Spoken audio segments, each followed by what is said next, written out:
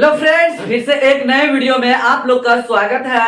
आज मैं आप लोगों को समांतर श्रेणी का अगला पार्ट बताने वाला हूं। इससे प्रीवियस कई पार्ट बताया जा चुका है, तो उस पार्ट को आप नहीं देखे हैं तो जा करके जरूर देखिए। इसमें ये जो बॉक्स आपको दिखाई दे रहा होगा, ये तीसरा नंबर क्वेश्चन है। पहला और दूसरा नंबर क्वेश्चन आपको बताया जा चुका है, तो उसको नहीं देखे हैं तो प्लेलिस्ट में जाकर के जरूर देखिए। क्वेश्चन में लिखा हुआ है, निम्नलिखित समांतर श्रेणियों में रिक्त खानों के पदों को ज्ञात करें। तो इसमें ये पहला पद, ये दूसरा पद खाली दिया है, तीसरा पद दिया हुआ है। इसमें पहला पद खाली कर दिया, दूसरा पद दिया है, तीसरा पद खाली है, चतुर्थ पद दे दिया गया है। क्वेश्चन में ऊपर से हम नीचे आएंगे तो इसमें बहुत सारा बॉक्स खाली छोड़ दिया गया है, पद निकालने के लिए कहा जा रहा है। देखिए इसमें प्रथम पद दिया हुआ है, दूसरा, तीसरा, चतुर्थ और पांचवा पद खाली कर दिया गया है और छठा पद दे दिया है। यहाँ देखिए पहला पद खाली है लेकिन दूसरा पद दे दिया है, तीसरा, चौथा, पांचवा खाली है और छठा पद दे दिया है। तो इसको आप किस तरीके से आसानी से इस पदों को निकाल सकते हैं जो बॉक्स बना करके दिया हुआ है, यही जानेंगे हम इस वीडियो में। तो इसीलिए आप इस वीडियो को शुरू से लेकर के अंत तक जरूर देखिए, अगर आप 100% आसानी से इसको सोल्यूशन करना चाहते हैं। चलिए तो वीडियो को शुरू करते हैं और आपको बताते हैं कि आप भी इसको आसानी से सॉल्यूशन कर सकते हैं, पद निकाल सकते हैं। तो सबसे पहले आपको लॉजिक जानना पड़ेगा, इसमें कौन सा लॉजिक छुपा हुआ है जिसके द्वारा आप आसानी से कर सकते हैं। तो सबसे पहले लॉजिक जानना है। देखिए प्रथम पद को हम ए बोलते हैं, कभी कभी A1 भी बोल देते हैं, तो कभी कभी अगर जरूरत पड़ेगा तो A1 A दोनों एक ही बात है। सेकेंड पद को A2 बोलते हैं, तो A2 बराबर होगा क्या, तो A प्लस डी हो जाएगा, A प्लस डी हो जाएगा। तीसरा पद बराबर तो A प्लस, देखिए ये 3 लिखा हुआ है तो 2 लिख देंगे, A लिखने के बाद 2 लिखेंगे और D लगा देंगे तो हो जाएगा A प्लस 2D। इसी से हम क्या करेंगे, सभी क्वेश्चन को हल कर लेंगे।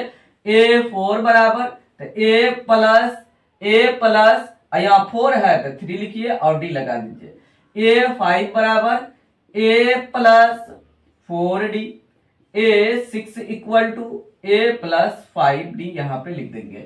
मतलब देखिए जितना यहाँ पे A लिखा हुआ है D उससे एक कम है, यहाँ पे A6 है तो D5 लिखा हुआ है, मतलब इससे एक कम है यहाँ पे, लेकिन सब में A जुड़ के लिखा हुआ है। इसी से हम क्या करेंगे, इस क्वेश्चन को आसानी से सॉल्यूशन कर लेंगे। देखिए इसमें कोई और पद कहेगा निकालने के लिए, जैसे कहेगा 20वां पद निकालिए तो A20 इक्वल टू तो A प्लस 19D, इस तरीके से हम लिख देंगे 19D। मतलब कोई भी पद आप निकाल सकते हैं। यहाँ पे ध्यान देना है, पहला नंबर क्वेश्चन में जो बॉक्स खाली है तो ये शुरुआत में जो रहेगा या माइनस लगा हुआ रहे या छोटा संख्या रहे, जो भी रहे वो प्रथम पद हो जाएगा। तो ये प्रथम पद है, अब बॉक्स वाला ये सेकंड पद है तो A2 लिख दिए। यहाँ पे देखिए A2 लिखा हुआ था तो A2, यहाँ पे ये प्रथम पद है A लिख दिए, ये सेकंड पद है, ये थर्ड पद है, मतलब तीसरा पद है। देखिए ये प्रथम पद हो गया, ये दूसरा पद हो गया, ये तीसरा पद हो गया। चतुर्थ पद दिया हुआ है, जो बॉक्स में खाली है उसी को हम पद लिख रहे हैं। यहाँ पे जो अननोन है हमको जानकारी लेना है, निकालना है। देखिए प्रथम पद दिया हुआ है, ये सेकंड पद, तीसरा पद, चौथा पद और ये पांचवा पद है। ये पहला पद दिया हुआ नहीं है, ए लिख दिए। ये दूसरा पद है, ये तीसरा पद है, ये चौथा पद है, ये पांचवा पद है, छठा पद दिया हुआ है। देखिए ये जो अभी यहाँ पे लिखे हैं इसी को हमको निकालना है। तो चलिए पहला नंबर क्वेश्चन में सॉल्यूशन करते हैं। यहाँ ध्यान देना, प्रथम पद दिया हुआ है, प्रथम पद मतलब A बराबर 2 यहाँ पे दे दिया गया है। दूसरा पद नहीं पता है, लेकिन यहाँ पे ध्यान देना है तीसरा पद दे दिया गया है, तो दूसरा पद नहीं पता है तो A2 बराबर हम क्या लिखेंगे, यहाँ ध्यान देना A प्लस डी लिख देंगे। तो A प्लस डी लिख देते हैं, यहाँ समीकरण फर्स्ट कर देंगे, हो गया।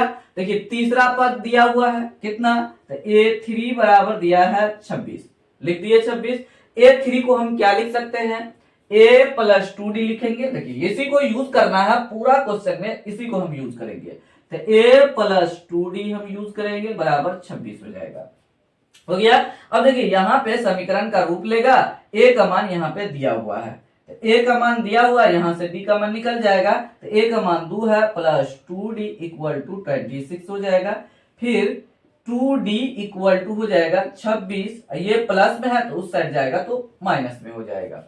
अब उसके बाद हम लिखेंगे 2D इक्वल टू 26 में से 2 गया तो 24 हो जाएगा। तो 2d इक्वल टू 24 हो गया। तो यहाँ बगल में हम सोल्यूशन करते हैं, तो 2d इक्वल टू यहाँ पे एक बार और लिख देते हैं, 2d इक्वल टू 24 है। उसके बाद d इक्वल टू 24 बाय 2, 2 का 2, 12 दूना 24, इसीलिए d इक्वल टू 12 आंसर आ गया, d का मान आ गया। लेकिन हमको चाहिए क्या, a2 चाहिए। तो a2 बराबर अभी समीकरण फर्स्ट इसको माने थे, तो a2 बराबर a प्लस डी लिखे थे। तो a का मान यहाँ है और d का मान यहाँ से हम निकाल चुके हैं। तो दोनों का मान इसमें डाल देंगे समीकरण फर्स्ट में, तो a2 का मान निकल जाएगा। तो लिखेंगे समीकरण फर्स्ट में a और d का मान रखने पर a और d का मान रखने पर, यहाँ पे समीकरण फर्स्ट नहीं मानते तो डायरेक्ट a2 बराबर लिखते, a प्लस डी, a और d का मान यहाँ कर लेते, हो जाता। अब देखिए a2 बराबर क्या है, a2 बराबर है a प्लस डी। यहाँ पे हम लिखे a और d का मान रखने पर, तो a का मान यहाँ पे 2 है तो 2 लिख देंगे, और d का मान यहाँ पे 12 है तो 12 लिख देंगे। तो 12 2 14 हो जाएगा। यहाँ पे a2 का मान यहाँ पे 14, तो यहाँ पे a2 जहाँ पे था पहला नंबर क्वेश्चन में, तो 14 आ जाएगा। यहाँ पे हो गया। देखिए अब इसमें प्रथम पद दूसरा नंबर में निकालना है। चलिए दूसरा नंबर क्वेश्चन को सोल्यूशन करते हैं। देखिए प्रथम पद नहीं पता है लेकिन दूसरा पद पता है, कितना है, a2 बराबर दिया हुआ है 13। तो a2 बराबर क्या लिखेंगे, a प्लस डी बराबर 13 लिखेंगे। ये समीकरण फर्स्ट हो गया, क्योंकि इसमें दोनों में से कोई दिया हुआ नहीं है। क्योंकि आगे देखिए तीसरा पद यहाँ पे दिया हुआ नहीं है, तो तीसरा पद दिया हुआ नहीं है तो ये भी निकालना है, लेकिन चतुर्थ पद हमको दे दिया है। तो a4 बराबर कितना दिया है, 3 दिया। तो a4 को क्या लिखेंगे, a plus 3d equal to 3। ये समीकरण सेकेंड हो जाएगा। अब देखिए a और d दोनों में नहीं दिया हुआ था तो वैसे आ गया। अब हम क्या करेंगे, दोनों में a बराबर है, दोनों एक समान चिन्ह में है, तो लिखेंगे समीकरण फर्स्ट में से सेकेंड को घटाने पर, लिखेंगे समीकरण फर्स्ट में से सेकेंड को घटाने पर लिख देंगे। तो a प्लस डी समीकरण फर्स्ट बराबर कितना है, 13। समीकरण फर्स्ट में ये लिखा है ना, समीकरण सेकेंड में देखिए तो a plus 3d equal to 3 लिखा हुआ। अब इसको हम क्या करेंगे, चिन्ह को बदल देंगे, क्योंकि घटाने पे लिखे हैं तो नीचे वाला का चिन्ह हम बदल देंगे। तो ये तो कट जाएगा। देखिए माइनस 3d और प्लस डी क्या हो जाएगा, माइनस 2d इक्वल, और 13 में से 3 घट जाएगा तो 10 हो जाएगा। d बराबर हो गया 10 बटे माइनस 2, 2 का 2, 2 5 10 हो गया। तो यहाँ पे हम बगल में लिख देते हैं। अब ये जो माइनस है ना इसके साथ शिफ्ट हो जाएगा, तो d बराबर हो जाएगा -5। यहाँ d का मान कितना निकल गया, -5, इसीलिए d बराबर हम लिख देंगे यहाँ पे, इसीलिए d इक्वल टू -5 यहाँ पे लिख दिए। लेकिन हमको निकालना क्या है, d का मान निकल गया, लेकिन हमको निकालना है a और a3 निकालना है। तो d का मान समीकरण फर्स्ट में डालेंगे तो ये निकल जाएगा। तो लिखेंगे d का मान समीकरण फर्स्ट में रखने पर, समीकरण फर्स्ट में रखने पर, तो a plus D equal to 13, a plus D का मान कितना है, -5, इसको इस तरीके से देंगे बराबर 13 हो गया। उसके बाद a plus minus -5 equal to 13 हो जाएगा। उसके बाद a बराबर 13 प्लस 5, यहाँ पे a बराबर हो जाएगा 13 5 18, इसीलिए a बराबर 18 आंसर आ गया। सॉरी d नहीं, a बराबर होगा यहाँ पे, a बराबर 18। यहाँ प्रथम पद यहाँ पे आ गया 18, यहाँ पे 18 लिख देंगे। अब देखिए a3 हमको चाहिए, तो a3 बराबर हम लिखेंगे, a3 बराबर a प्लस 2d हो जाएगा। तो a का मान कितना 18, अब प्लस 2 इंटू डी का मान कितना -5 है, लिख दिए। उसके बाद 18 प्लस -5 दूना 10, तो 18 में से 10 घट जाएगा 8 हो जाएगा। मतलब a3 तीसरा पद हो गया, यहाँ पे 8 हो गया। यहाँ पे तीसरा पद 8 हम लिख देंगे, हो गया। इस तरीके से आप भी निकाल सकते हैं। चलिए तीसरा, चौथा और पांचवा वाला क्वेश्चन को सोल्यूशन करते हैं। जैसे जैसे हम नीचे जाएंगे थोड़ा हार्ड मिलते जाएगा, तो आपको घबराने की आवश्यकता नहीं है, बस बहुत आसानी से जो दिया हुआ रहेगा उसी को सोल्यूशन करके हम लिखेंगे। तो तीसरा नंबर क्वेश्चन को हम सोल्यूशन करते हैं। तो यहाँ पे देखिए प्रथम पद तीसरा नंबर क्वेश्चन में दे दिया गया है, a बराबर 5 दिया है, बाद बाकी दूसरा पद और तीसरा पद नहीं दिया है, लेकिन चतुर्थ पद दे दिया है। तो a4 बराबर दिया है 9.1/2। तो a4 को क्या लिख सकते हैं, a plus 3d equal to 9 दूनी 18, गुना भी कर देते हैं इसको, पूर्णांक जो है तो उसको तोड़ देते हैं, तो 2 18 1 19/2 लिख देंगे। अब देखिए यहाँ पे a का मान दिया हुआ है, तो a का मान हम क्या करेंगे, यहां से देख करके लिख देंगे 5 प्लस 3d बराबर 19/2 हो जाएगा। अब उसके बाद 5 को उस साइड ले जाएंगे तो प्लस है तो माइनस हो जाएगा, 3d इक्वल टू 19/2 माइनस 5 हो जाएगा। इस तरीके से हम कर देंगे। उसके बाद 3d इक्वल टू यहाँ लसा लेंगे 2 हो जाएगा, 2 हो जाएगा तो भागा देंगे तो 1 होगा, 2 में 2 से भागा देंगे, 1 1 में 19 से गुना करेंगे 19 घटो। अब इसके बट्टे में कुछ नहीं है तो इसके बट्टे से इसको गुना कर दीजिए, मतलब लसा जो हम लिए थे तो इसको इससे गुना कर देंगे तो 10 हो जाएगा। तो यहाँ पे 19 में से 10 घट जाएगा, यहाँ पे हो जाएगा 3d इक्वल टू 9 हो जाएगा बटे 2 हो गया। चलिए तो बगल में हम सॉल्यूशन कर लेते हैं, यहाँ पे ध्यान देना है। यहाँ पे एक बार और लिखेंगे 3d बराबर 9/2 लिखा हुआ है। उसके बाद d इक्वल टू 9/2 ये लिख देंगे, और इसके बाद ये जो गुना में है तो ये भागा में आ जाएगा। यहाँ पे 3 का 3 3 3, इसीलिए d बराबर हो जाएगा 3/2 हो गया। चलिए a2 बराबर हम लिखेंगे, a2 बराबर a प्लस d, यहाँ पे a 2 है, एक कम कर देंगे तो 1 हो जाएगा, तो 1 लिखेंगे नहीं, तो a का मान यहाँ पे क्वेश्चन में ही दिया हुआ है 5 प्लस d का मान यहाँ 3/2 है।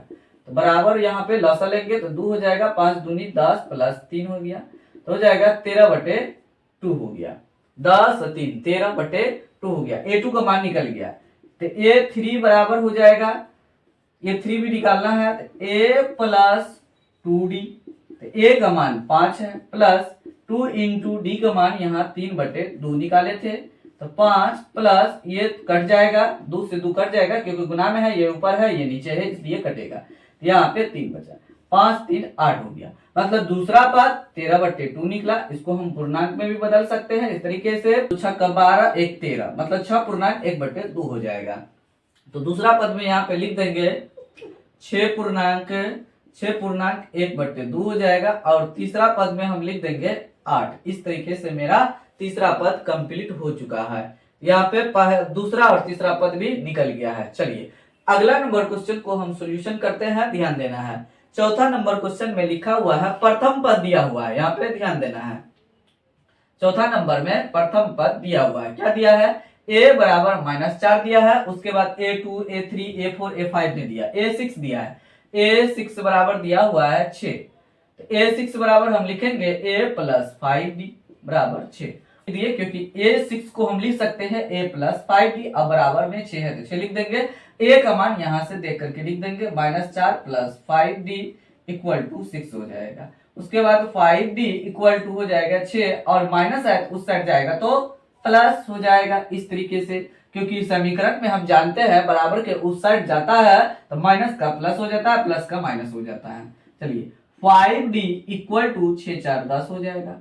उसके बाद d इक्वल टू 10/5 हो जाएगा, 5 का 5 5 दूना 10 हो गया, इसीलिए d इक्वल टू 2 निकल गया। चलिए तो ये पहले से दिया हुआ था, d निकल गया है। अब उसके बाद बारी बारी से हमको ये बॉक्स वाला निकालते जाना है। तो a2 बराबर यहाँ पे लिखेंगे, a2 बराबर a प्लस d होता है, तो a का मान यहाँ पे -4 है, तो -4 प्लस d का मान कितना है 2 लिख देंगे। देखिए -4 प्लस 2 तो क्या हो जाएगा, बड़ा वाला अंक में से छोटा वाला को घटाना है तो बड़ा वाला को चिन्ह लिखेंगे, -4 में से 2 घटेगा 2 -2 हो जाएगा, a2 मेरा निकल गया है। चलिए अब यहाँ पे a3 निकालना है, तो a3 बराबर a प्लस 2d होता है, a का मान -4 प्लस 2 इंटू डी का मान यहाँ पे 2 है तो 2 लिख देंगे, हो जाएगा -4 और 2 दूनी 4 प्लस 4, 4 में से 4 घटेगा तो 0 हो जाएगा। तो यहाँ देखिए a3 हो गया 0।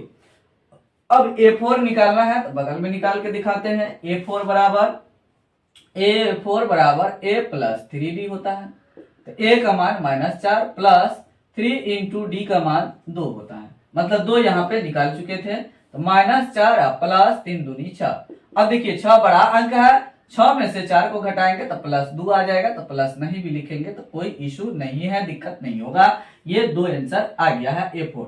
A5 निकालेंगे, A प्लस 4D हो जाएगा। A का मान -4 प्लस 4 इंटू D का मान 2 यहाँ पे निकाल चुके थे। यहाँ पे -4 प्लस 4 दूनी 8 हो जाएगा।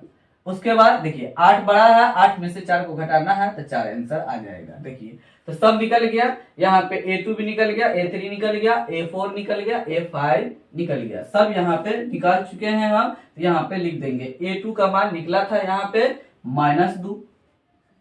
उसके बाद A3 का मान 0 निकला था तो 0 लिख देंगे। A4 का मान निकला था 2, यहाँ पे देखिए A4 का मान 2 निकला था तो यहाँ पे 2 लिख देंगे। A5 का मान निकला है 4।